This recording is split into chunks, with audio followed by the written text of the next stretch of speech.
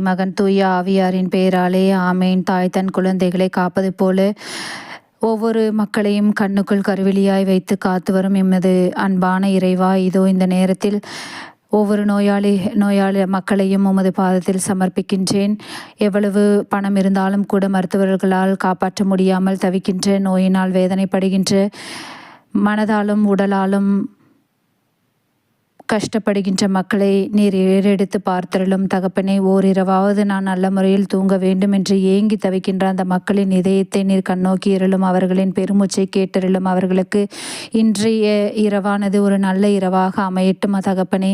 அவர்களுக்கு ஒரு நல்ல உறக்கத்தை கொடுத்து மீண்டும் ஒரு விடியலை காண செய்திருளும் ஆண்டவரே.